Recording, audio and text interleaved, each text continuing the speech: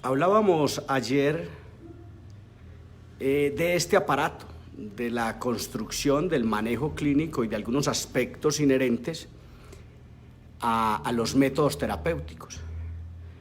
Y hablábamos de este componente interoclusal, mixto, se llamaba mixto, porque finalmente los posteroinferiores no tocaban el acrílico interoclusal, porque finalmente es hacia donde deberán migrar los posteroinferiores ante esta excitación eléctrica que va a producir esta platina incisiva martensítica, que no es un equiplan, insisto, sino que es un concepto nacido del concepto equiplan, pero también del concepto del maestro Cervera, o digámoslo de otra manera, de la excitación eléctrica.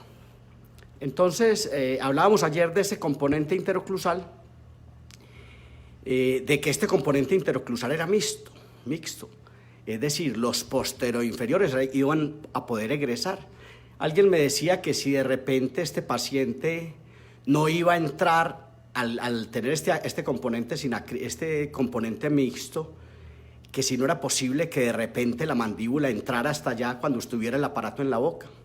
Entonces le decía que el aparato está dentosoportado en estas guías incisivas superiores e inferiores, e incluso, no lo decía ayer pero lo voy a decir hoy, e incluso obviamente en esta platina incisiva, donde seguramente entran los incisivos a golpear esta platina incisiva aquí. Y entra muy perfectamente nivelada en sentido horizontal y en sentido anteroposterior, porque fue construida precisamente mediante un desgaste que se debe hacer solo en los modelos, para nivelar el plano incisal y producir que la platina quede equilibrada. Es muy probable que ante ese desgaste que se hizo con una lima de uñas o una lima de ferretería, ante este desgaste, es muy probable que uno de los dientes caiga primero, porque en la boca no se van a hacer estos desgastes, sea el momento de aclararlo, es obvio, es apenas obvio, no va a hacerse en la boca, pero sí, entonces es importante que entendamos que va a caer entonces el incisivo más alto que existe aquí, va a caer seguramente primero que todo en la platina incisiva, porque en el modelo fueron recortados, en el modelo fueron nivelados mediante una lima. Esto lo expliqué ayer. Pero resulta que a raíz de este comentario que yo hacía ayer del acrílico mixto, han aparecido muchos comentarios e incluso he recibido algunos correos de algunos profesionales que me dicen que cómo es esto de los componentes interoclusales presentes o ausentes o mixtos. Y entonces yo traigo un discurso hoy, una prédica científica, donde yo le contaré muchas cosas inherentes al plano vertical, al ignorado plano vertical. No deje de ver un video que hice en días pasados que se llama El ignorado plano vertical. No deje de seguir mi trabajo en YouTube y aquí en Facebook, donde hago los videos en directo. Entonces, pero antes de pasar a hablarle de biofísica aplicada, voy a hablarle de algo importante que no dije ayer y que es importante que lo mostremos. Ayer finalmente no tenía el motor cuando fuimos a hacer este desgaste. Yo quiero que vea este desgaste, de cómo estas aristas de acrílico se convirtieron en troneras e hicimos un desgaste pleno. Observe este desgaste pleno para que la mandíbula pudiera tener alguna movilidad lateral en esa excitación eléctrica que va a ocurrir en los bordes incisales, de los incisivos inferiores, que va a obligar esto a crecer. Entonces, básicamente se le da un poquito de soltura al aparato con unos arcos vestibulares severamente separados que usted puede observar en este momento. Pero hablaba de los componentes interoclusales que en el fondo, permítame decírselo de esta manera, no se moleste conmigo, de repente va a ser más didáctico para usted en el tema ortopedia, donde hay un plano vertical que alude a la altura facial inferior, el overbite como tal, la mordida profunda, la mordida abierta o la altura facial inferior o el overbite ideal. el overbite ideal en cada momento del desarrollo de los maxilares. Recordemos que las abrasiones de los dientes van trabajando, las abrasiones y la erupción de los dientes va trabajando en ese proceso del aumento de la dimensión vertical y de la disminución del manejo vertical. Y los métodos terapéuticos, obviamente, sin embargo, ese plano vertical es supremamente ignorado y de él no se habla mucho. De hecho, los aparatos se piden diariamente diciendo: este aparato es para adelantar la mandíbula, este aparato es para clase 2 o para clase 1, para clase 3. Es decir, se trabaja severamente el plano sagital, pero se abandona un poquito la discusión en torno al plano vertical, y de repente sería más importante citar la condición vertical del paciente para que el técnico sepa si debe o no tener componentes interoclusales.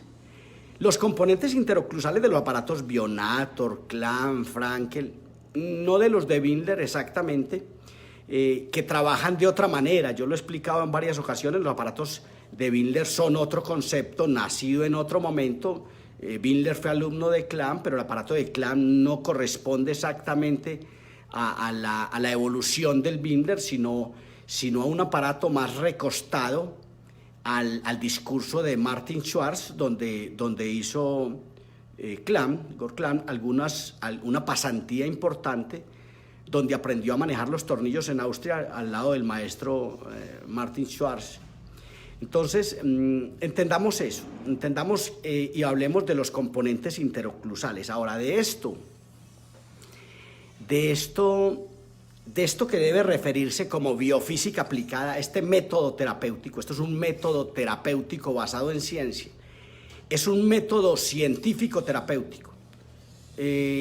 Un método científico terapéutico que debe ser perfectamente construido por un ortotécnico, que es un protésico dental, que ha vivido una especialización para entender que él construye una magnitud vectorial. Esta cosa que yo tengo en la mano, llamado displicentemente aparato, es el método terapéutico basado en ciencia, es decir, es el método científico terapéutico, y como tal no puede construirse con amplios conocimientos de arte, sino con conocimiento científico. Se debe entender que lo que construye un ortotécnico es una magnitud vectorial. En los aparatos bimaxilares de ortopedia maxilar construye una magnitud vectorial multidimensional de una complejidad enorme. En esa medida, nosotros tenemos que entender que esto no es fácil construirlo y mucho menos manejarlo. Yo digo en mis discusiones académicas en Latinoamérica y el mundo, algo que es irreverente, que suena irreverente, pero que lo voy a decir aquí, y que de repente es hora que caminemos en ese tema, en esta situación que voy a narrar. Somos un montón de técnicos protésicos dentales construyendo aparatos sin saber cómo se construyen, para clínicos que no saben cómo se manejan, clínicos especializados en aparatos, en odontopediatría, en ortodoncia, en el manejo de aparatos. Y eso debe dejar muy mal parado a la ortopedia como tal. De hecho, de estos métodos, hoy habla cualquiera. El que quiera habla lo que quiera y parece ser que no le preocupa. Él tiene su teoría, y para saber de esto hay que saber construir el método y saberlo instalar y manejar en la boca. Yo fui formado en una facultad de odontología pública, otrora de carácter social, la Facultad de Odontología de la Universidad de Antioquia en los años 70, donde me correspondía construir métodos terapéuticos para el estudiante de 9º y 10º semestre. Métodos que no sabíamos cómo se construían ni cómo se manejaban. Sin embargo, teníamos que hacerlos. Tenía que hacer los aparatos y los aparatos tenían que funcionar o no. Pero el estudiante, en la medida en que podía, recogía casuística, recogía evidencias, y con base en la evidencia redireccionábamos el tratamiento. Y finalmente llegamos a métodos terapéuticos que es posible que hoy se llamen CLAMP. Esto no es un CLAMP estrictamente hablando. Esto no es un CLAMP estrictamente hablando. Sin embargo, muchos hablan de CLAMP. De hecho, hay un autor que vino recientemente a Colombia a que le enseñara a hacer el CLAMP y a que le construyera unos CLAMP, tal vez 10, 15 CLAMP con los que iba a hacer un libro. Y él mostraba el concepto de CLAMP. CLAMP no conoció el acrílico interoclusal. Escúcheme esto. CLAMP vivió algún tiempo en La Habana, Cuba, en el Hospital 10, y se instaló o trabajó en el Hospital 10 de Octubre de La Habana, Cuba, donde mostraba su aparato. CLAMP, por esa época, había hecho un librito en alemán, está en alemán, no lo he visto nunca en español, donde finalmente para CLAMP el acrílico interoclusal nunca existió. Todos los aparatos que están en ese libro, la casuística es muy pobre, es muy buena en torno al avance de la mandíbula, pero no es buena en torno al manejo vertical. Recordemos que hay un plano del espacio que es el plano más importante, que es el plano vertical. Entonces la casuística en torno al plano vertical en este libro de CLAMP es muy pobre. Es muy pobre porque en esencia no importa si el paciente termina con el 50% de overbite, si termina con un 1% de overbite, porque finalmente el manejo vertical es fundamental en los métodos terapéuticos y parece ser que por ahí no le gastamos mucho tiempo ni sabemos mucho del plano vertical. Yo este año he hecho en Latinoamérica y en Europa una gira donde he trabajado el método CLAMP para clínicos de la odontología. No se inscriben muchos realmente porque parece ser que del método no es muy importante saber. De hecho, en esa formación académica autodidacta que yo he hecho, desde la Facultad de Odontología de la Universidad de Antioquia, en Medellín, Colombia, era mandado a muchos estamentos académicos y a muchas conferencias en Latinoamérica, en Colombia por lo menos, y había algo que me sorprendía, que me sigue sorprendiendo, que el profesional sabe tan poquito de estos métodos terapéuticos basados en ciencia, que él empieza su conferencia diciendo: el aparato no es importante, el aparato, constrúyalo quien lo construya, está perfecto. El aparato no es importante, lo importante es su amplio conocimiento en diagnóstico clínico. No importa el aparato. Lo que deja claro también que tampoco importa su manejo, porque para conocer el aparato hay que conocer el manejo, porque desde el aparato es que se conoce el manejo clínico. Entonces este señor, este conferencista, lo que está diciendo es: no importa el aparato, eso cualquiera que lo haga está bien, eso las estructuras esquelético-dentales reconocen su amplia formación en histología, crecimiento y desarrollo, sus títulos, y qué carro tiene usted, si es BMW, si es Mercedes-Benz, para que ese aparato funcione. El aparato no importa. Lo que saben las estructuras esquelético-dentales es reconocer sus títulos. No importa si usted sabe, si el aparato es importante o no. Yo lamento mucho decir, tal vez soy el único que lo digo en el mundo, que el aparato es el gestor final del resultado clínico exitoso o del rotundo fracaso.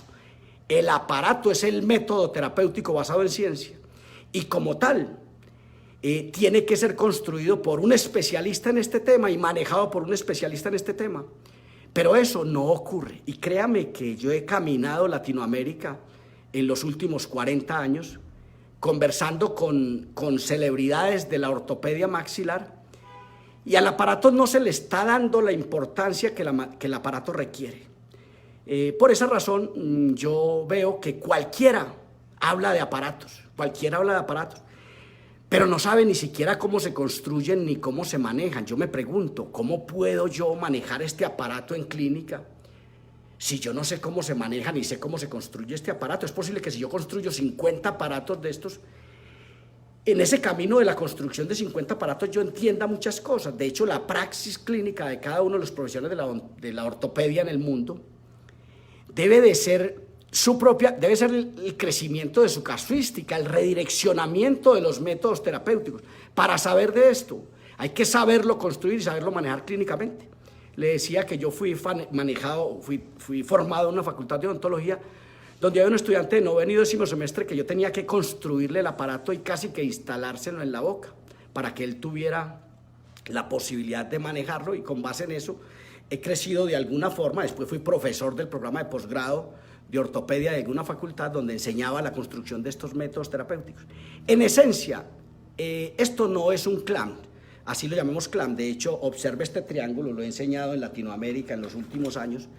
Esto no lo desarrolló clamp, este triángulo. Observe el acrílico, cómo es triangular en este punto. Observe estas rayas, ¿cierto? Observe esto.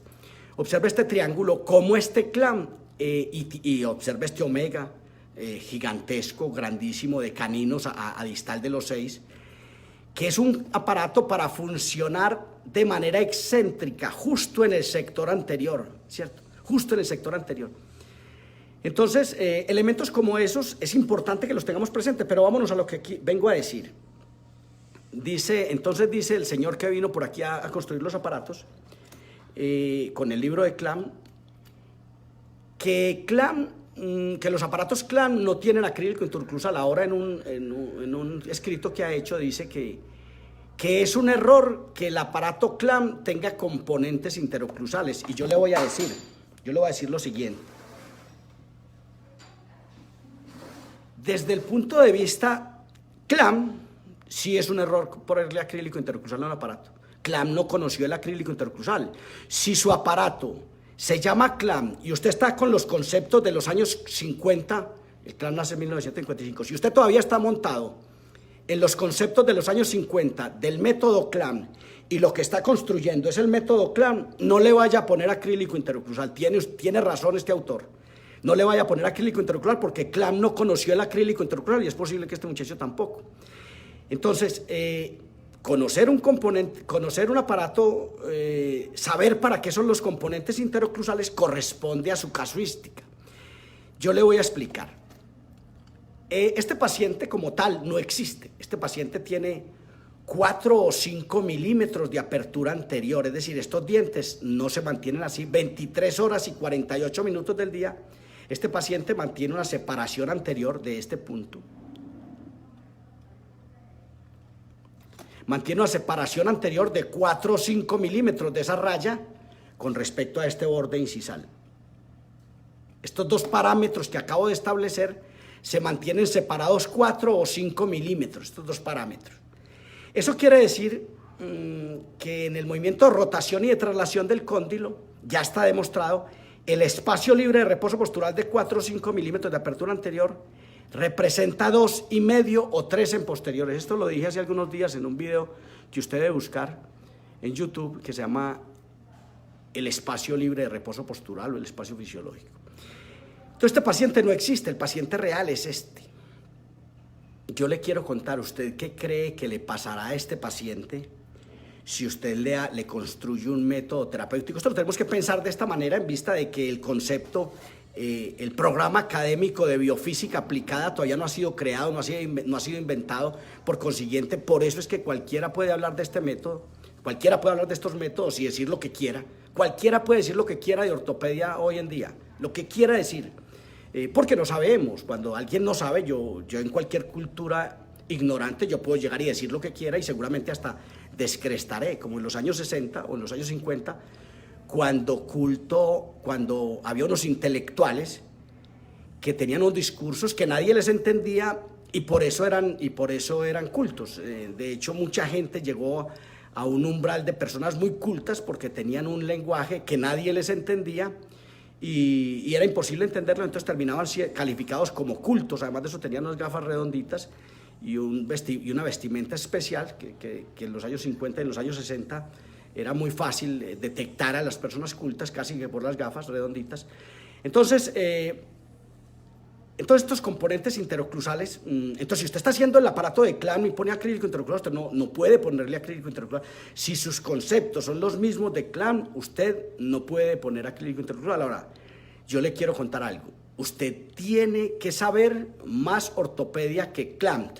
Tiene que saber, si usted es odontólogo, usted tiene que saber más ortopedia que Clamp, porque Clamp no leyó ni tuvo el conocimiento ni el acceso a la literatura que usted tiene. Si usted es odontólogo, ni siquiera especialista, odontólogo general y ha manejado un aparato ortopedia, usted tiene que saber más de ortopedia maxilar que el mismo Klein y que el mismo Walters con su aparato Bionator. Esto le suena muy duro a la gente, pero yo para terminar esa discusión le diré que el indigente de hoy, el que camina por las calles sin rumbo, tiene mayor conocimiento que el intelectual del año 1900. Tiene mayor conocimiento. Ahora es posible que no sepa manejar ese conocimiento, no sepa qué hacer con tanto conocimiento, pero en general tiene más conocimiento.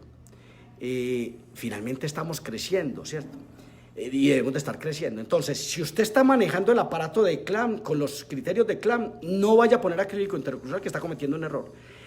Pero si su praxis clínica lo ha llevado a entender qué es la excitación eléctrica, Klein no conoció este método. Ahora, cuando Klein desarrolló su aparato en 1955, cuando Windler desarrolló su aparato, cuando Walter desarrolló su aparato, no se conocían las leyes del desarrollo vertical que nos mostraría Planas luego en España y que crecerían por Latinoamérica con otros autores que nos mostrarían. Recordemos que Planas fue alumno de Hanau y su trabajo se fundaba básicamente en el crecimiento vertical, donde había una orientación del plano clusal, la orientación del plano clusal, donde había un plano clusal, que el plano clusal, guarda este dato, el plano clusal más fisiológico que existe, corre paralelo a Camper, corre perfectamente paralelo a Camper. El trabajo de Planas se funda básicamente en la explicación de por qué ese plano clusal, cuando no está paralelo a Camper, cuando está divergente hacia adelante, la mandíbula tenderá a botarse hacia atrás por aquello de la ley de la mínima dimensión vertical.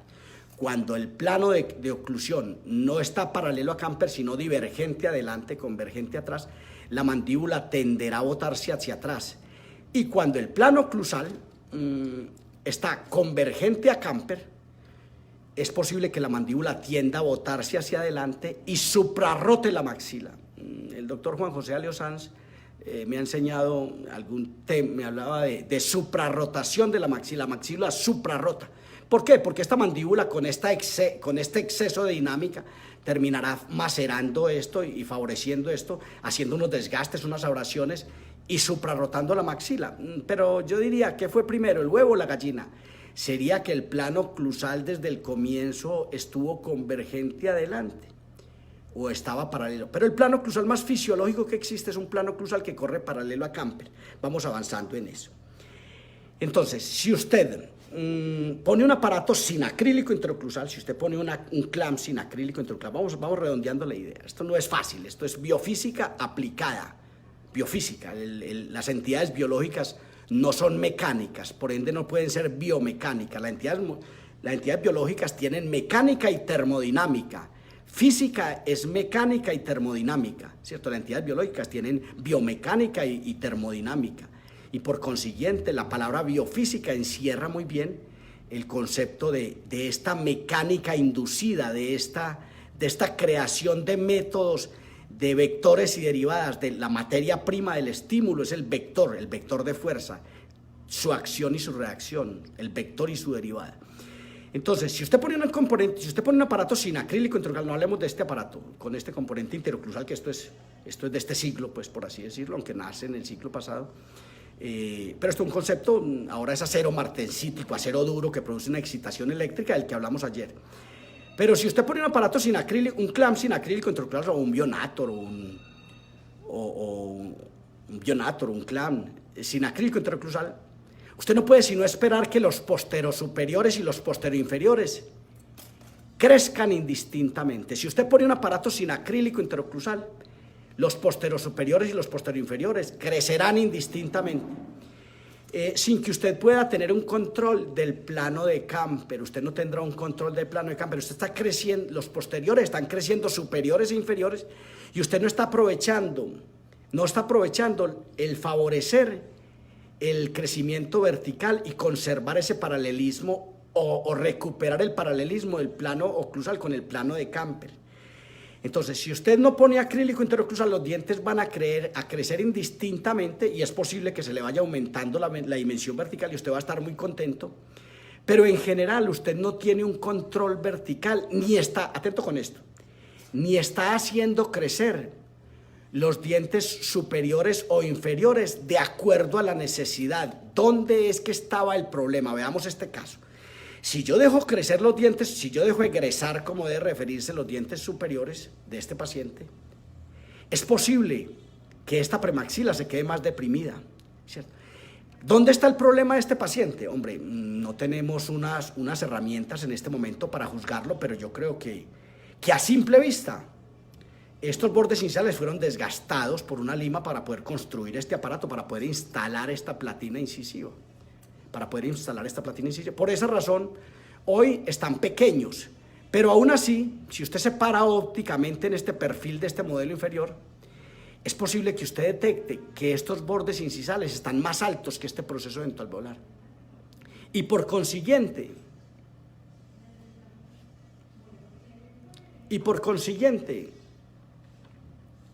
usted necesitará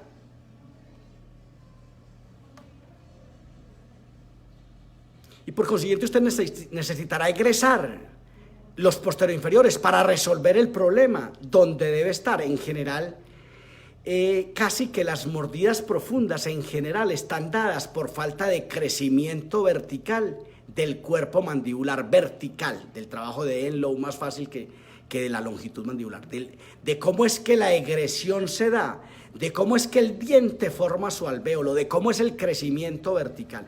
Entonces, si usted entiende que en este caso los posteroinferiores son los responsables de la mordida profunda, ahora alguien me dirá, no hombre, esto no es mordida profunda. Yo ayer mostraba, por ejemplo, que esta premaxila está ascendida verticalmente, que si estuviera a la altura de donde debería estar, si esta premaxila estuviera donde debería estar, si esta premaxila estuviera a la altura de lo que debe estar, es posible que estuviera a la altura del plano oclusal y que estuviera en un overbite tal vez del 100%, ¿cierto? Si esta premaxila estuviera descendida como debiera estar,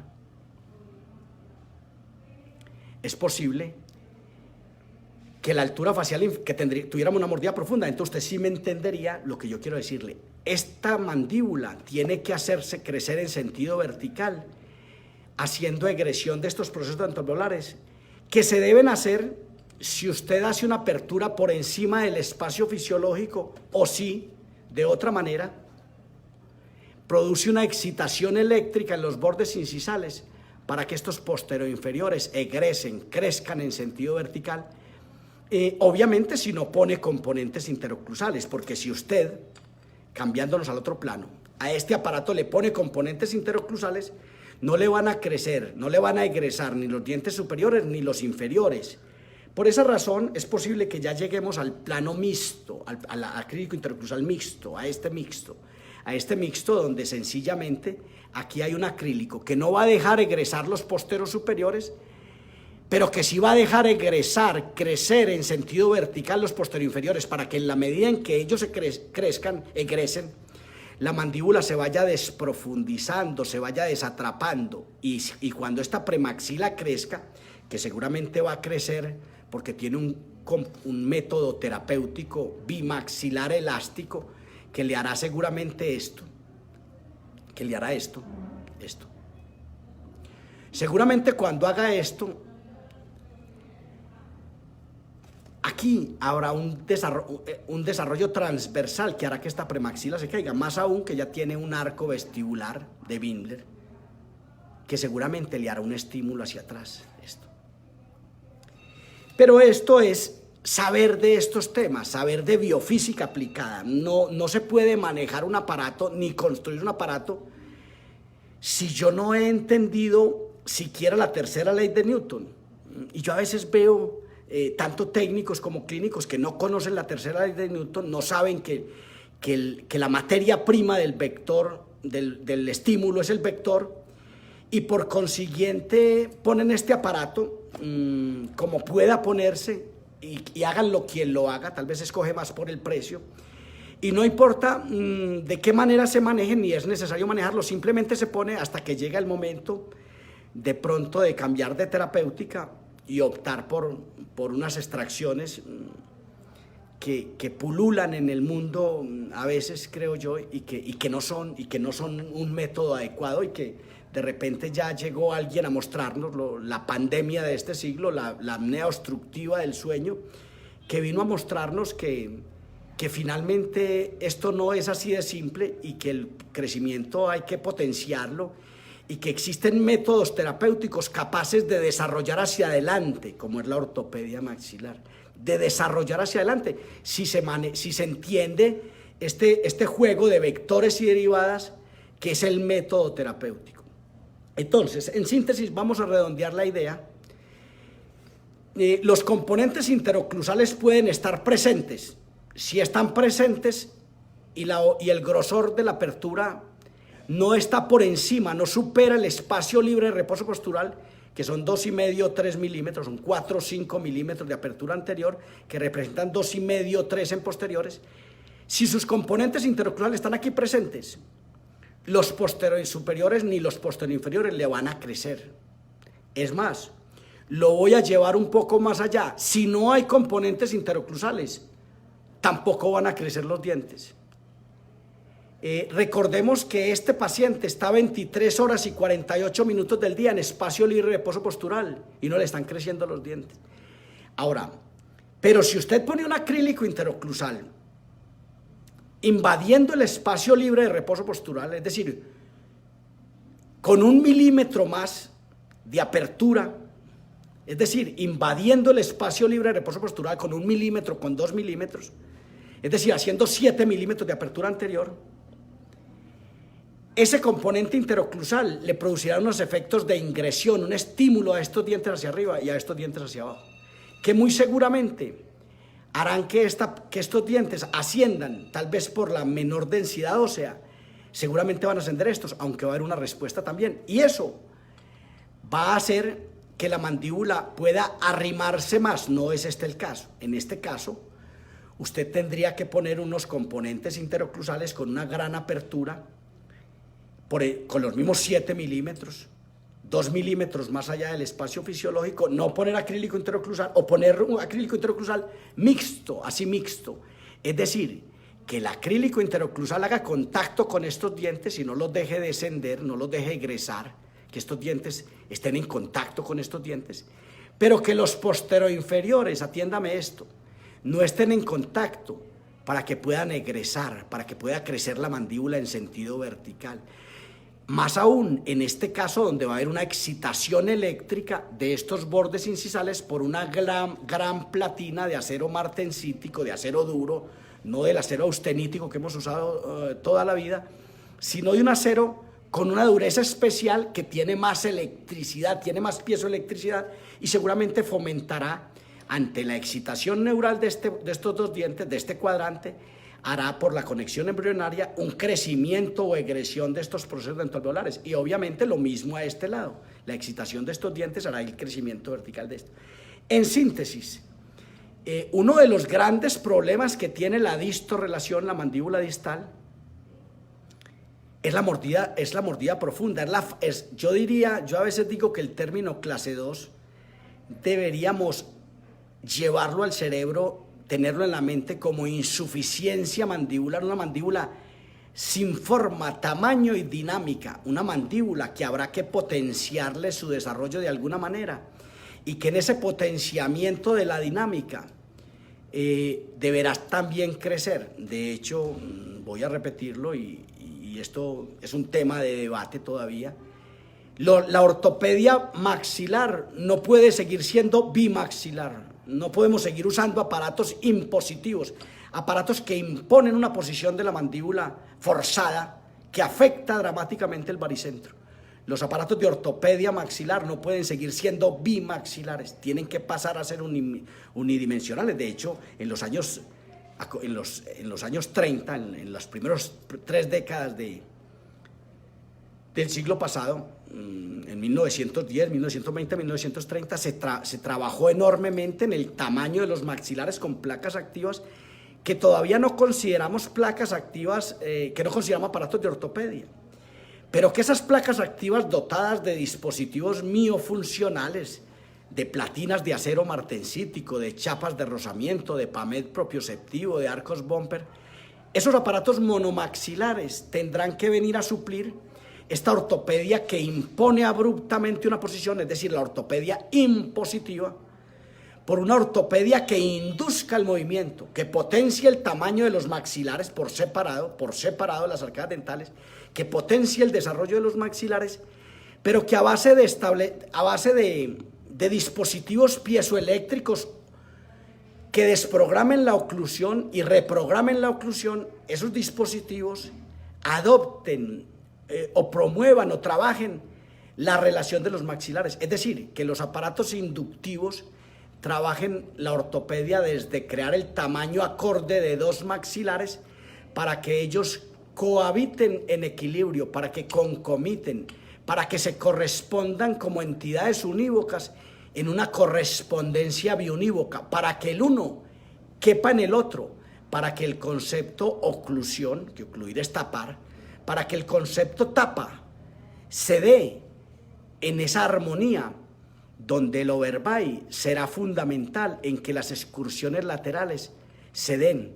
Sin embargo, nosotros el plano vertical, insisto, para cerrar ya la reunión, seguimos creyendo que el plano vertical no es el más importante. De hecho, usted ve en grandes libros tratamientos terminados con pacientes con un overbite del 50 y el 60% en pacientes adultos que se terminaron con ortodoncia, con una perfecta alineación, pero que el plano vertical no fue resuelto. Le quiero contar, de la mano del plano vertical, de la mano del atrapamiento mandibular, de la mano de las mordidas profundas, es que viene la recidiva. Porque en esencia los maxilares se mantienen en un equilibrio fisiológico dado por la molienda, por el frote lateral y por la dinámica de la mandíbula. Si usted no desatrapa la mandíbula en un tratamiento, le va a quedar muy difícil que ese tratamiento se mantenga en sí mismo. El plano vertical es el plano más importante a considerar en el diagnóstico clínico, el plano más importante a trabajar en el tratamiento clínico. Es el plano fundamental que tiene que ver con el equilibrio del cráneo, con la postura del rostro, con el equilibrio del integral, con un baricentro corporal integral, que hoy algunos posturólogos han venido a mostrarnos en la posturometría como una herramienta diagnóstica que tenemos que recoger como eso, como una herramienta diagnóstica, porque la ortopedia no es solo biofísica aplicada, ni posturología, ni histología, ni crecimiento y desarrollo. La ortopedia es un concepto general integral que tenemos que dominar. Es posible que alguien en estas discusiones que yo hago diga, no, pero es el aparato, es que él está hablando de la... Sí, claro, yo estoy hablando del aparato, de lo que yo sé hacer, del aparato como tal, porque el aparato es el gestor final del resultado clínico exitoso o del rotundo fracaso, es el que aprieta el gatillo. El aparato es el método terapéutico, el aparato es a la ortopedia maxilar lo que los brackets con su metalurgia, su torque, su slot y su biomecánica, llamémosla ya en la ortodoncia, llamémosla biomecánica, y su biomecánica establecida en laboratorios porfísicos, son los brackets. El aparato es a la ortopedia lo que los brackets son a la ortodoncia.